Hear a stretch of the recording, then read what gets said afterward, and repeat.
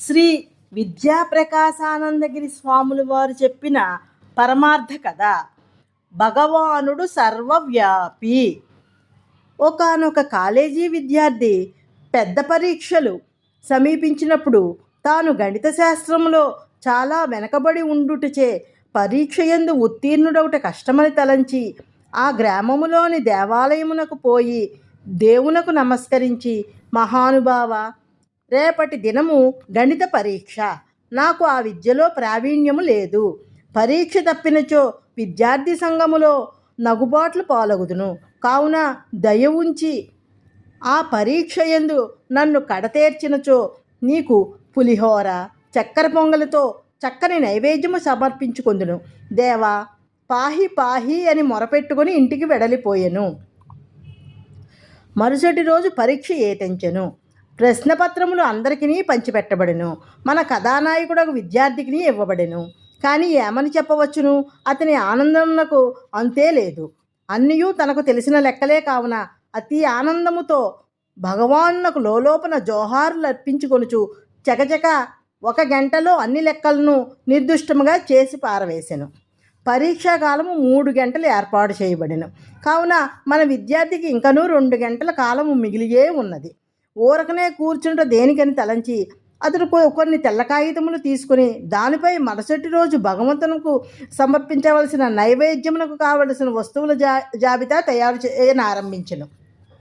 పులిహోరకు బియ్యము, నూనె, చింతపండు, మిరపకాయలు, పసుపు మున్నగనవియు.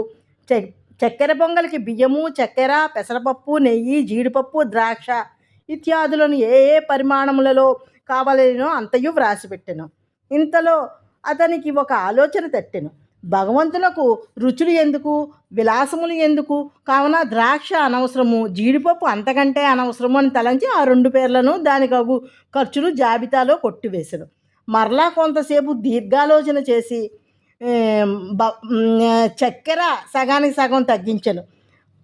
పిదప భగవద్గీత ఎందలి కటు ఆమ్ల లవణ అత్యుష్ణ తీక్ష్ణ రోక్ష విదాహిన ఆహార రాజసస్య ఇష్టాహ దుఃఖ శోకామయ ప్రదాహ అను శ్లోకము జ్ఞాపకమునకు రాగా దేవునకు పులుపు కారం ఇష్టమున్నదని నిశ్చయించి ఆయా వస్తువులను తీసివేసెను. ఈ ప్రకారముగా తాను వ్రాసిన వస్తువులన్నింటినీ కొట్టివేయుటయో తగ్గించయో జరుపుచుండెను. తుట్టతుడకో అతనికి ఒక ఊహ జనించెను. అసలు దేవునకు ఈ గొడవ ఎంతయూ దేనికి? ఇంత ఖర్చు ఎందులకు? పత్రం, పుష్పం, ఫలం, తోయం అని చెప్పియే ఉన్నారు కదా అని అవి ఇచ్చుకుంటే చాలదా అని భావించి పూర్వం వ్రాసిన జాబితా మొత్తం కొట్టి పారవేశను. మరలా యోచించి పత్ర పుష్ప ఫలాదులతో కూడా ఫలములు, పుష్పములు, పత్రములు ఈ కాలంలో డబ్బు ఇచ్చినా కానీ దొరకవు. ఒక్క తోయమే నీళ్లు అందుబాటులో ఉన్నది. దొడ్డిలో బావి ఉన్నంత వరకు దానికి దిగుల్లేదు అని తలంచి దేవునకు తోయము అంటే జలము మాత్రము సమర్పించుటకు తీర్మానించెను. మరలా దాన్ని కూడా రద్దు చేసి నీళ్లు తోడునట్టి ఆ ప్రయాస కూడా ఎలా మానసికముగా నీళ్లు సమర్పించినట్లు భావించినా చాలదా అనుకొనెను.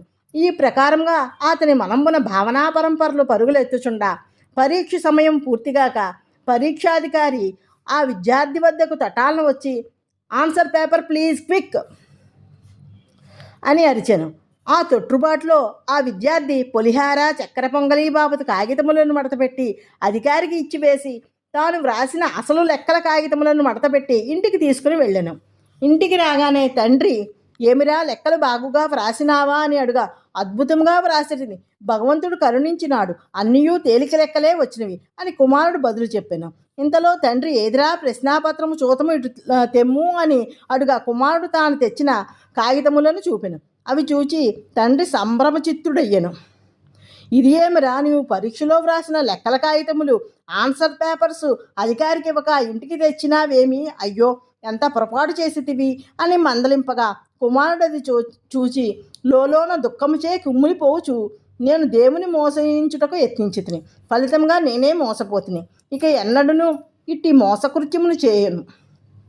దయామయుడు, భక్తవత్సలుడు నాపై కరుణామృత వర్షం కురిపించి నన్ను గట్టెక్కించినప్పటికీ నేనే చేతులారా దాన్ని జాడ విడుచుకుంటుని. ఇట్టి దుర్బుద్ధి ఇక మీదట నాకెన్నడూ కలగకుండుగాక అని పరితపించెను. కావున భగవంతుని యునికి ఏదియో ఒక చోటున మాత్రము కలదని తలంపక బ్రహ్మాండమందలి ప్రతి అణువునందును జీవుల యొక్క ప్రతి సంకల్పమునందును ఓతప్రోతమై వెలుచుండుదని నిశ్చయింపవలెను. భగవంతుడు ప్రతి వారి యొక్క హృదయముననే దాగి అతి సూక్ష్మములైన సంకల్పములను కూడా వీక్షించుచుండ ఇక వస్తువులను గూర్చి బాహ్య కార్యములను గూర్చి వేరుగా చెప్పవలెనా? కావున దేవుని ఎవరూ మోసగింపలేరు. ఒకవేళ మోసగించుటకు యత్నించితిరా వారు పతనమైపోదురని గ్రహించుట మంచిది. నీతి: భగవానుడు సర్వత్రా వెలయుచున్నాడని గ్రహించి మనస్సునందు ఏ దోషములను లేక నిర్మల జీవితమును గడుపుచుండవలెను. ఓం తత్సత్.